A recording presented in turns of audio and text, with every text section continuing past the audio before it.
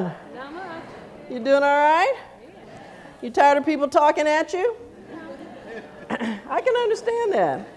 Unfortunately, I can't do anything about it because they've asked me to talk at you too, so I want to do that. But thank you for the invitation to come back. I was here earlier at some point. I told Felita that my 8th grade English teacher would really be upset if she could see that word bustin' instead of bursting myths. But that's what we decided to call this, bustin' myths. Mary Ellen said that there are occasions when some folks in our institutions, and she assured me that it is none of you, blame SACS for everything. And that's okay. If it works for you, then we understand, because we are trying very hard to be a service organization that works on your behalf. If you're using us as an excuse, we need to talk. But I wanted to clear up some of the stories that I hear as I travel around about what people think about the commission. Let me tell you, in case you don't know, we are no longer SACS. We are SACSCOC. The Southern Association of Colleges and Schools is our parent organization. And for over 100 years, each of our institutions were members of SACS, okay? But about 5 years ago, our K-12 division pulled out and became separately incorporated. And so we followed suit and also became separately incorporated, such that now SACS only has 2 members. It has the College Commission and it has the K-12 Commission, okay? So you are members of SACSCOC. And when you go through reaffirmation, you are no longer reaffirmed by SACS, you are reaffirmed by SACSCOC. So as you see our literature, and I sent each of your presidents an email asking you to please change all of your publications and your webpage and everything to reflect that fact. Because otherwise our lawyer sends you a little letter saying cease and desist and get on the track here and, you know, pay attention.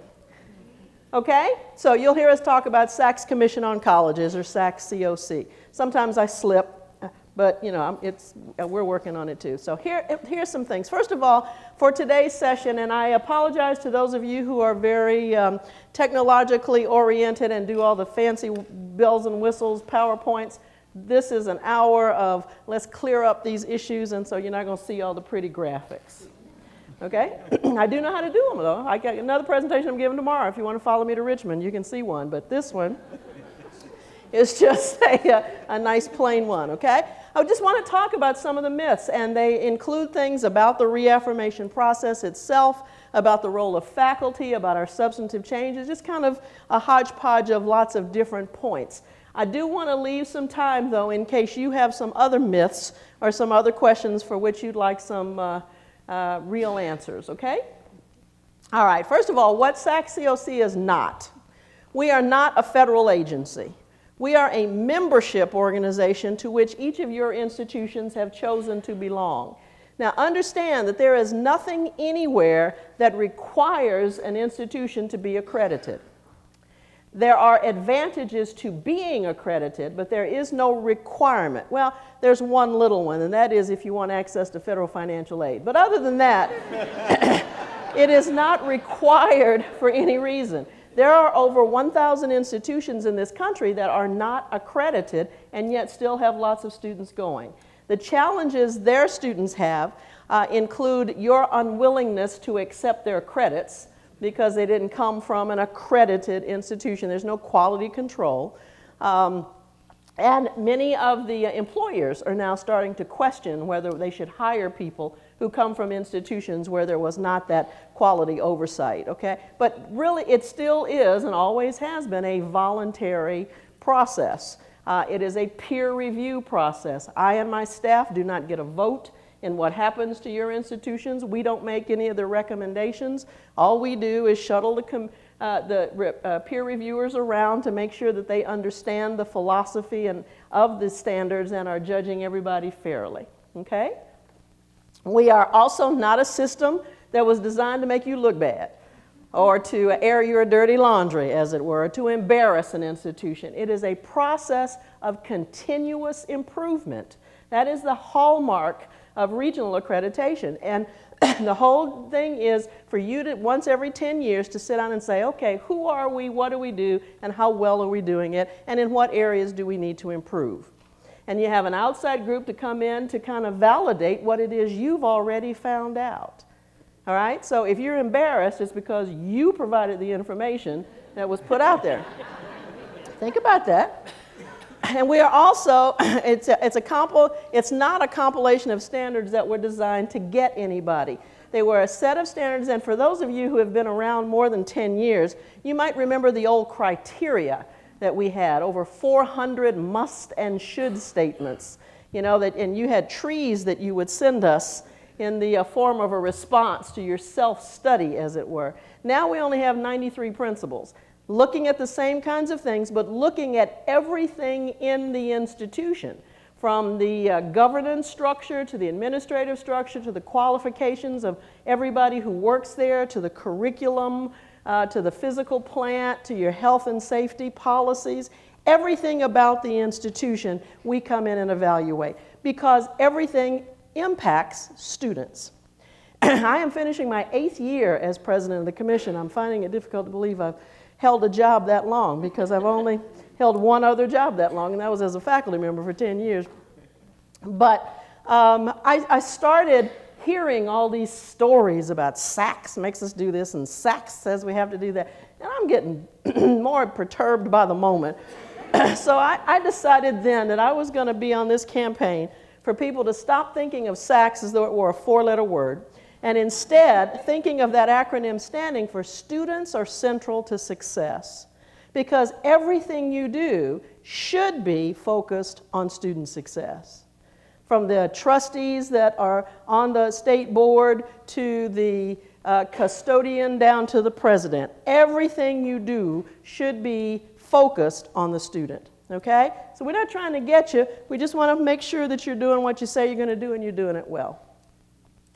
What we are is the regional body for accreditation of degree-granting higher education institutions, of which we have 804 in 11 southern states, Latin America, and Dubai. We have an institution in Dubai that was a campus of, or branch campus of American Intercontinental University based here in Georgia that is now wanted its own accreditation. So we never have any problems getting anybody to serve on the Reaffirmation team to Dubai. Our mission, we have a brand new mission statement because historically it was 2 paragraphs long that said absolutely nothing. So our mission statement now is to assure the educational quality and improve the effectiveness of its member institutions. That's why we're here, to help you get better and stay strong. And our process is, as I said, a peer review process. The people who come to your campus for the on-site committee visits, the people who review your compliance certification off campus, are all folks who work at sister organizations. The only caveat is that they don't live in Georgia. That's too much pressure. Y'all know each other. You got to work together, so we don't want to put that pressure on you. So any review team that comes to you will come from one of the other 10 states. Okay? All right, let's get to the first myth that I hear all the time, is that the peer review teams are comprised of SACSCOC employees who simply go from institution to institution. I know my staff feels that way sometimes because I have 11 vice presidents, each of whom, given 804 members, has somewhere close to 75 institutions for which they're responsible. And all of them are going through this process at some point somewhere, 5th-year process, special committees, substantive changes, something. So we have job security for a while. But as I said, the teams themselves, how many of you have ever served on a peer review team? Oh, this is good. We have to get more hands, though, because we need you all involved in that. They come from institutions within the region, and it is voluntary. You get a whole $100 for serving on a team. I know it's gone up. It was only 50 when I was on committees, but now it's 100. And if you chair, you get 200. Hey, but you do get all your expenses paid because the institution that you're visiting has to ante up for your travel and stuff.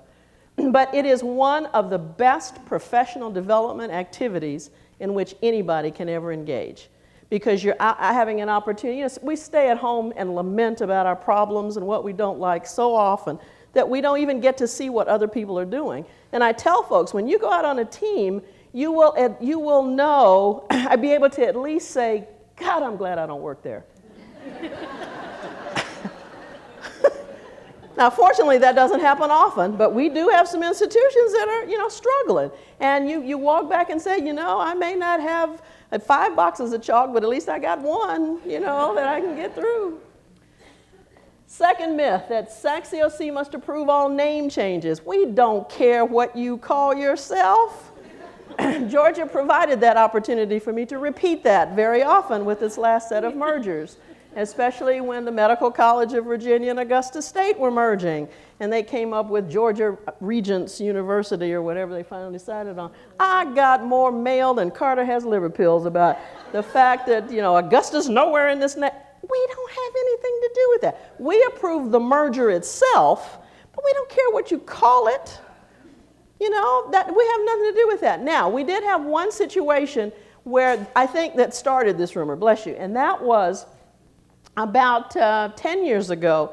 Institutions in Florida that had been community colleges offering associate degrees started offering baccalaureate degrees, and yet they were still called community colleges. And one of the review teams that went down to Miami-Dade said, you know, you all are no longer a community college. You're a baccalaureate degree institution. You should probably take the name out. And then the word got out that SACS mandated that you take the name. We don't care what you call yourself. They can still be Miami-Dade Community College. You know, it sounds better to them to be Miami-Dade College because of the stigmatism that still goes along with many community colleges. And I got to tell you, I spent 28 years in community colleges. I don't think there's anything wrong with the word community in anybody's title. But some people just think it sounds, you know, more college-y or college-ish. Yeah. But we don't dictate it. We don't really care. Just let us know so that when we send the paperwork through, and if you change your name, that we do have to approve. I mean, it's just okay, yes, that's fine, go right ahead. We will never turn it down, whatever it is, unless you call yourself a university and you're offering an associate degree. We might probably have some problems with that. Okay? Third one, faculty have no role in the accreditation process. You cannot get out of this no matter how hard you try, faculty, okay? First of all, the curriculum is the responsibility of the faculty, and we say that in our standards, and we get on people who try to change the curriculum. I was just telling Dr. Williams, I wrote a letter recently to the governor of the great state of Mississippi. He had a bill in the House and Senate that was going to mandate that students enrolling in a teacher education program had to have a minimum of a 21 on the ACT and a 3.0 GPA. Governors cannot dictate curricular requirements.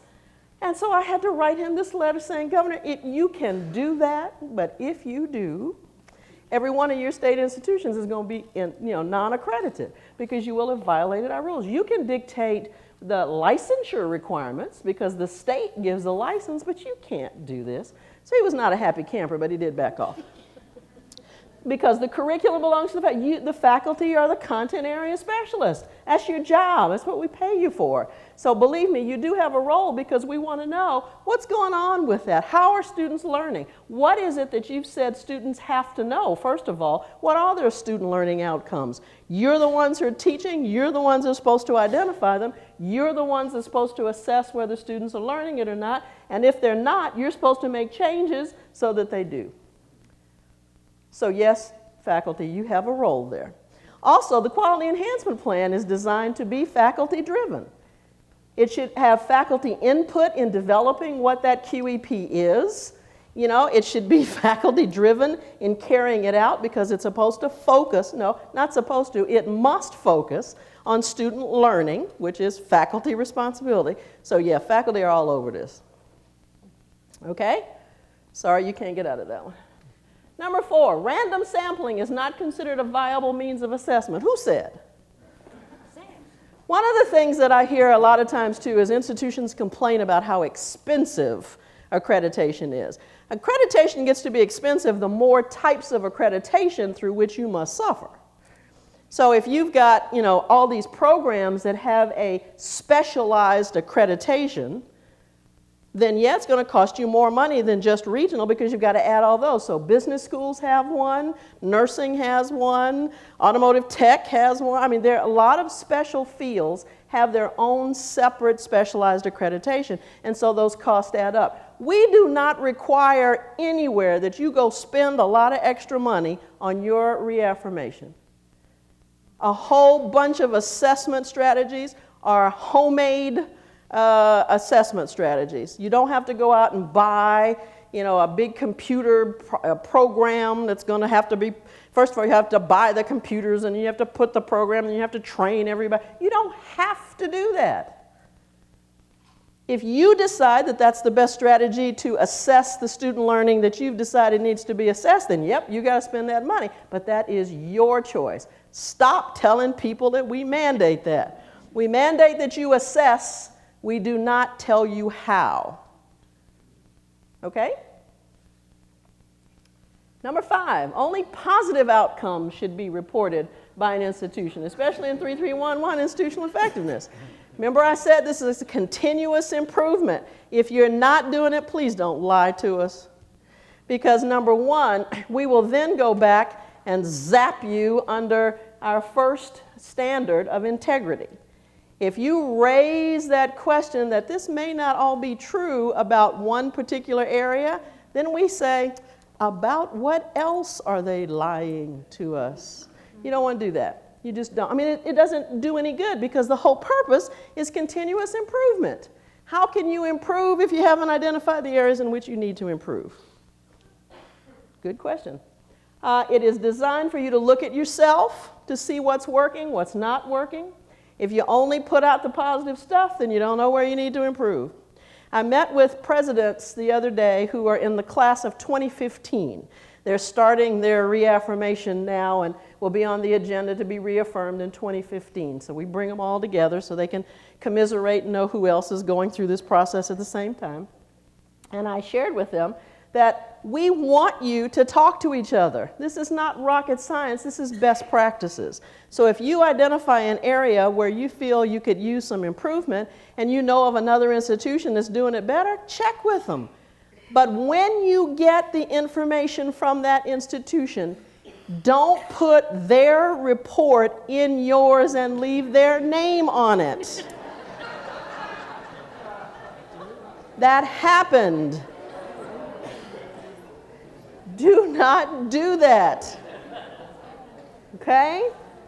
It's really okay and the goal of reaffirmation is not to get through with no recommendations.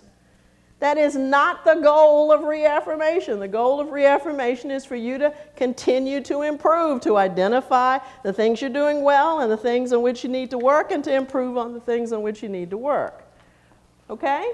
Because that's when that integrity question is raised again. You don't want that to happen.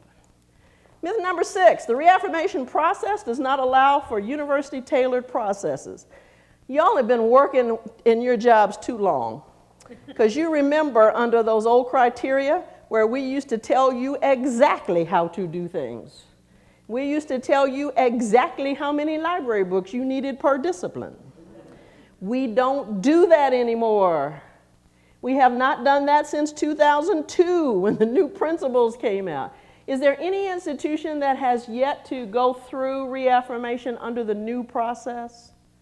Anybody still left? I don't think so. I think the class that's going to be upon which will be voted in June is the last class for it being the first time under the new principles. Everybody's been through already. So you should know already that we don't tell you how to do it anymore.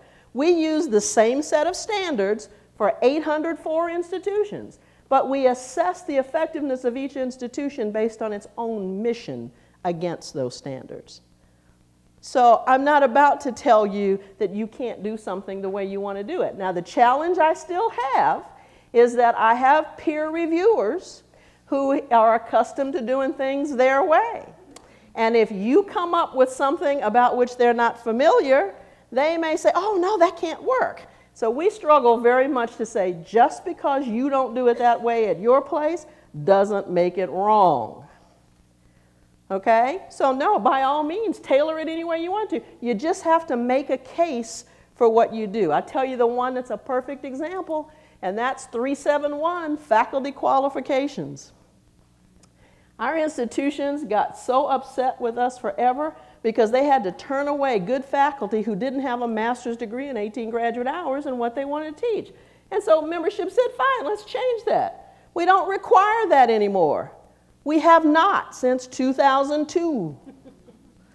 Okay? What we say is, it makes sense, since we are all educational institutions, that we would give priority to educational training. But if there's something else that makes somebody qualified, let us know what it is. And if you can make a strong enough case, then we say, great. Don't tell me, however, that somebody's going to teach accounting just because they have an MBA, because all MBA programs don't have accounting in them. Okay? You're going to have to dig deep and find out why. My classic example of that, Nikki Giovanni, you know her? World-renowned poet. Nikki has a master's degree, but she's a full professor at Virginia Tech. You think they'd have difficulty justifying her being a full professor? Given all the awards that she's won and everything that she's written over the years? So we don't mandate those kinds of things anymore. We leave it up to you. Same way with your assessment strategies, same way with identification of your student learning outcomes. We don't mandate anything other than the fact that you have to have them. How you do it is entirely up to you. Okay? Number 7, none of this stuff's important. We're just out to make money. Boy, if I could make money, I would, trust me. SACSCOC, by the way, has a $9 million budget. That's it. Your division budgets are larger than that. And I have 45 employees. Okay? We're not out to make money, I assure you. Quality improvement and effectiveness of all institutions working is the cornerstone of our mission. We are there to serve you. There's no reason for me to make money. I'm a service organization, a not-for-profit organization. I have a zero-based balance on my budget every year. Our dues that come in comprise only about 62% of the budget. The rest of it comes from the annual meeting fees, registration fees that you pay, the Summer Institute fees, the sub-change fees, and they are fees for service, so that what comes in is the same thing that goes out. There's no way I keep any money. Okay? Personnel costs are about 68%, so I already don't make enough money to pay everybody who works there.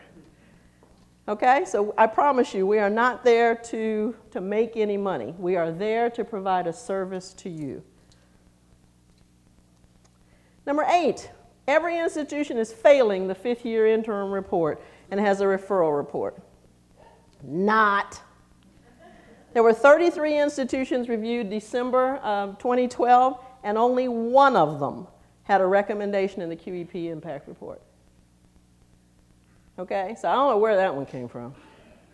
Now, let me explain something in case you may not be familiar with it, because the 5th-year report's fairly new. We put the 5th-year report in because the Department of Ed, when we went for our last recognition with them, which we have to do every 5 years, by the way, so stop bellyaching about year every 10, they said, how can you guarantee that an institution is still in compliance if you only touch them once every 10 years? Well, my first response is, who told you I only touch those institutions once every 10 years? You want to see all the paper that I have coming in from these folks with substantive changes and stuff? So what we said was fine.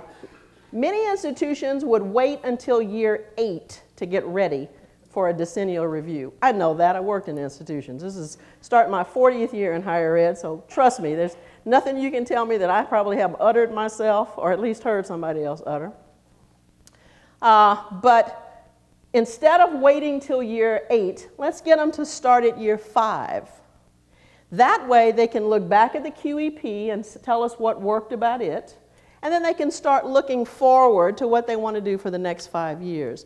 This has helped a large number of our small private institutions that have had financial problems, because if you wait till year 8 to solve financial problems, the likelihood of you being able to solve them is not very great.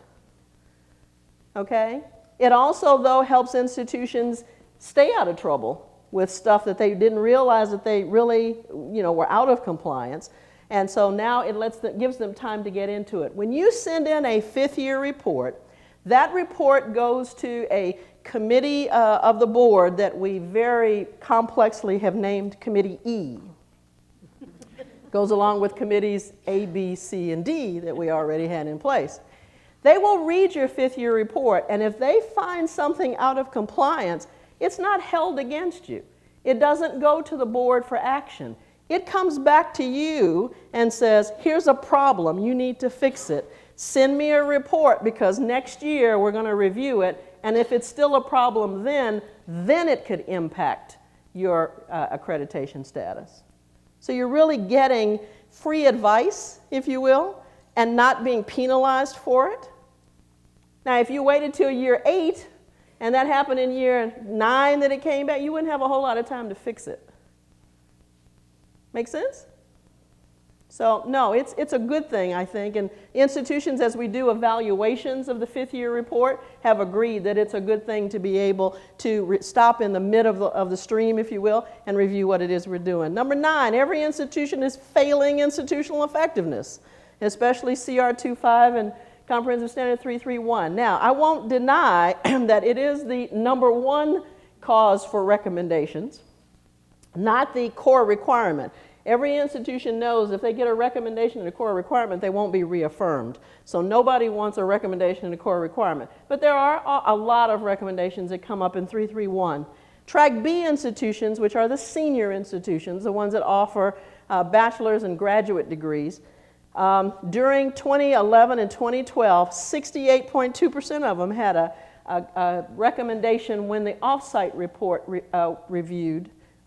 the offsite committee reviewed their report, but that dropped to 38.1% by the time the onsite committee came, because the offsite committee sends the report back to the president, and the president has a chance to work on whatever those problems are and can clean them up. And so you can see they dropped from 68% in trouble down to 38% by the time the committee came, and then by the time the board got to it, it was down to 25%. Does that make sense? This is one of the good things about our new process, too, is that it used to be you do a self-study and then you'd hold your breath until the board voted. And everybody would come to the annual meeting and jump up and down because they were reaffirmed. Now, you get to clean up your act at least twice before it gets to the board. Once after the off-site committee, once after the on-site committee. So that you can start out with a problem and it not be a problem by the time the board gets it. We remind that our peer reviewers of that, because I've seen people be at the offsite and go, oh my God, they had 30 recommendations. And then they find out they were reaffirmed with no recommendations. And they go, what happened? Is that the same institution I saw? Well, sure it is, because they had time to clean it up. Okay? Myth 10, there's a magical number that determines financial stability and resources. Now, you all aren't impacted by that as much because you're state institutions, and we'll go after the state of Georgia if you run out of money, where some of the small privates have bigger problems than that. All we're asking is, are you living within your means, and are your behaviors sustainable? So that if you have a major snowstorm, which is highly unlikely anywhere in Georgia, but you could have it just caves in 3 of the roofs on your buildings, and you have enough money in your endowment to take care of it, but you got to have a way to put that money back, because what if you have a tornado the following year? Well, a lot of our smaller institutions don't have a lot of safety net there, and they don't have a plan, to make things better. And so that's where they get into trouble with us. But that's what we're asking. There is no magic number. It varies from institution to institution depending on their budget and their program mix. If it's a liberal arts college with not a lot of occupational technical programs, then it might not be as big an issue as it would be if I have to replace chemistry labs and automotive tech labs and geology labs or anything else that you might have that costs a lot of money. Okay, next one. The reaffirmation process should be feared by institutions. Only if you're not doing well. If you're doing everything right or you're doing a lot right, there's no reason to fear it. It's a continuous improvement process. It is a peer review process designed to see how well you're doing stuff. There's no reason to fear it. Besides, fear doesn't do any good. They're still coming in to look at you, so no need to fear it. Just embrace it and say, you know, here, we've already identified the things. The committee that comes into the institution, the on-site committee, is not looking for anything new that you didn't already report. They're coming to look at the QEP. They're coming to look at any outstanding non-compliance issues you still have. And there are a few things that the Department of Education wants us to verify in person that you told us on paper, which is a whole nother conversation, but we still do that. So there's no reason to fear it. You already know ahead of time, you know, what you're dealing with at your own institution. Myth 12, student support services do not need to identify student learning outcomes. Yeah, you do. Yeah, you do. Especially if you're offering classes, orientation, there's supposed to be some outcomes, student learning outcomes there.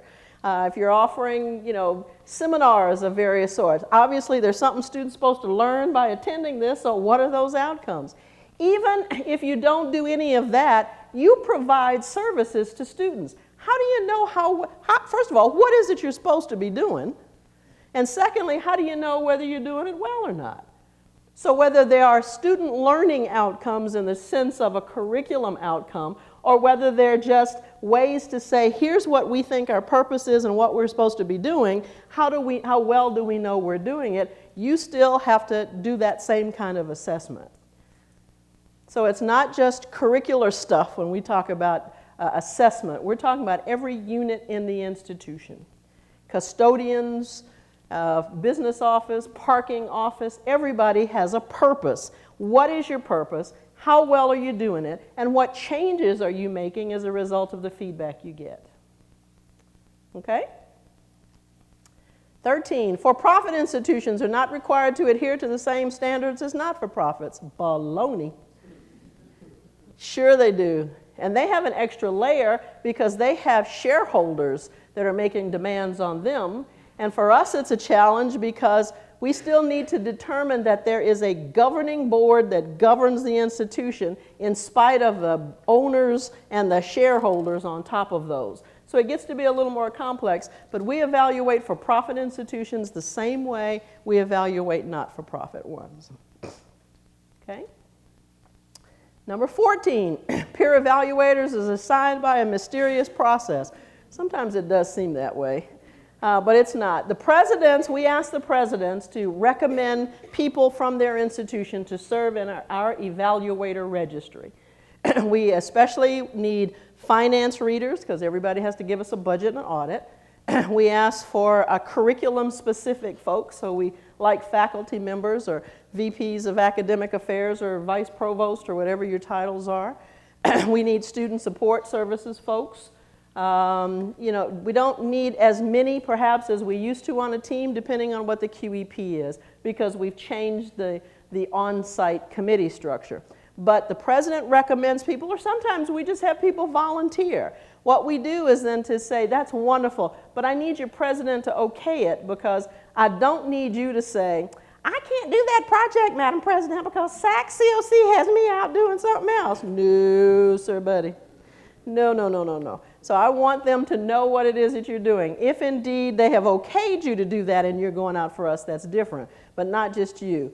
Nobody serves on a team within their own state. As I indicated before, nobody from Georgia will ever be on a Georgia team. Nobody who's ever applied for a job in Georgia within the last 10 years will be on a Georgia team either. That's just too much conflict there. Substantive changes are just SACSCOC's way of playing cop for institutions. Well, let me tell you, it's not always bad to have a cop on your side, if that's the case. We had an institution in North Carolina that had a board member who is a minister and has a church in Atlanta.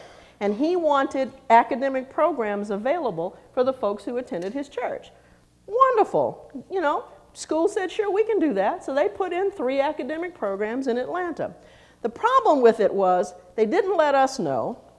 They didn't get the approval of their own board to do that, and yet students used federal financial aid. Well, now they are paying back over $1 million to the federal government because they were offering courses that were not approved to be offered at that site, at a site that we had not approved. That's one example of a substantive change that if I didn't play cop for you, it could cost you money. Okay? So all of those substantive changes that we require of you are mainly because the Department of Ed wants to know, they want some assurance that the money that students are spending and, with federal financial aid at your institution are going to programs and to sites that have been approved by somebody other than you. So, yep, I guess in that case we are a cop. But it's not because we want to be, trust me. Now, those are the biggies that I've heard. We have 2 microphones that I understand. There are people who are going to run around with them for you if you have some questions that I can bust some more myths. There's one way back in the back over here.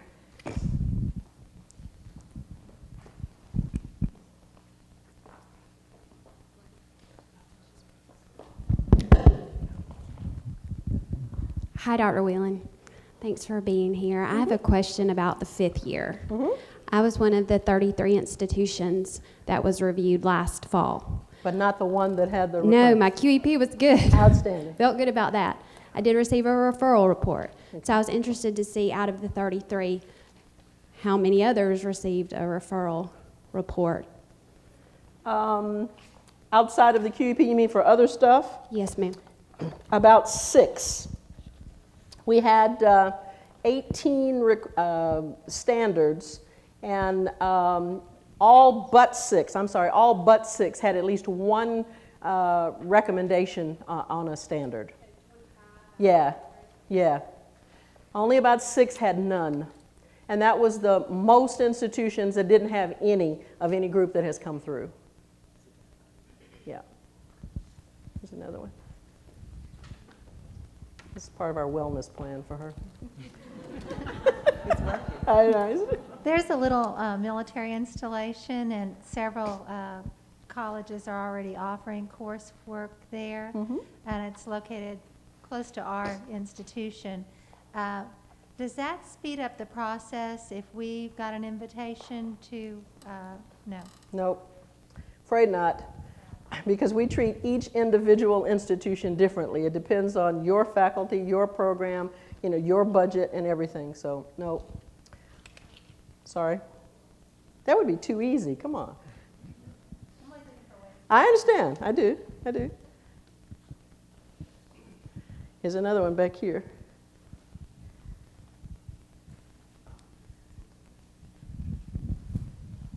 So this may be a good myth to clear up, but I've heard some of the for-profit colleges will sometimes buy a school that already has accreditation, and then by them buying that school, they will then have accreditation until that process comes up for reaffirmation, and then they'll just buy another one.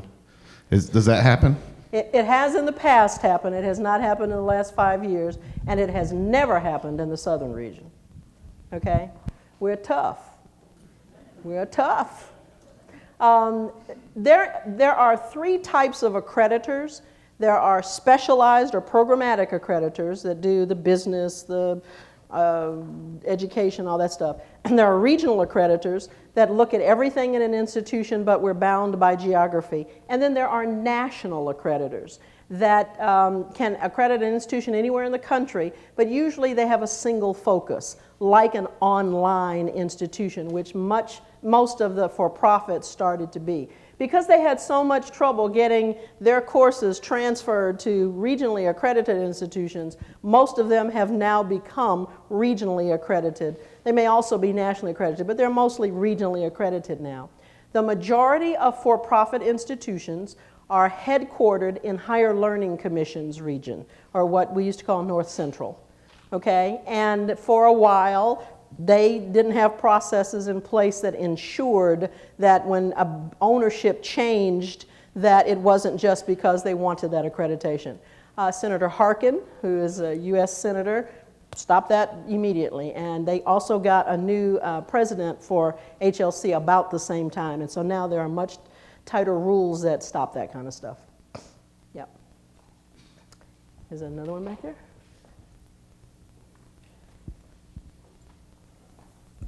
Thank you. Where does SACS stand on the matter of Who? SACS, COC? There you go. I apologize. It's my hearing, I understand. Stand on the matter of academic freedom and mandated course material in reference to assessment for reaccreditation purposes. Whoa, that's three different things. Where does it stand on is. academic freedom? Mandated course material for purposes of assessment for reaccreditation. Okay. We have a standard that says every institution has to have a policy on academic freedom. That probably came to light most recently in Florida with a faculty member who had the exercise of showing that words could be just as powerful as images. Did you read about that in the Chronicle? And wrote the word Jesus and said, now step on it. The governor went ballistic. Oh my God, close the school down, get rid of the faculty. Yeah, and I wrote a letter. I said, Governor, we have this thing called academic freedom. You know, the student did not have to step on that. That was the whole purpose of the exercise, to make sure they didn't step on it to prove the point. And you can't tell them they can't do that anymore. So every school has to have a policy about academic freedom. They don't have to like everything a faculty member does, and they can still put parameters around, you know, what that means. It doesn't mean that you can't lose your job for doing something under the guise of academic freedom. We do require and have since the 80s, that's what institutional effectiveness is all about, student learning outcomes. We have just kind of tried to focus it through the QEP so that could be a classic example of you identify the outcomes, you assess them, and you made changes as a result. We do ask all academic programs to go through that exercise. Lots of reasons why. Federal government is wanting to know, what am I getting for my money? Okay. Secondly, you've got employers saying, how do I know that this student has the skill sets that I need them to be able to do this job? So we do mandate student assessment. Yeah, that's what 331 is all about under institutional effectiveness. What about mandated course material? We don't mandate any course material. That's what I said. You do it the way you want to do it. You just have to make the case to us. And if the team comes in and says, there's nothing collegiate level about that, they're doing that in 6th grade, then you may have to change it. You'll get a recommendation that says this is not collegiate level because I can show you where. So, but other than that, we don't mandate. That's what I'm saying. You've been around too long. Because before 2000, when we went to the new principles, we had some strict, you got to do it this way kinds of things. And we got rid of that and said, you know what? Every institution is different. Every institution has a different mission. There's no one way to do anything. You make a case for the way you do it, and we'll let you know whether we think it makes sense and it'll work. And if you have the data to support it, then that strengthens your argument even more. There's one down here.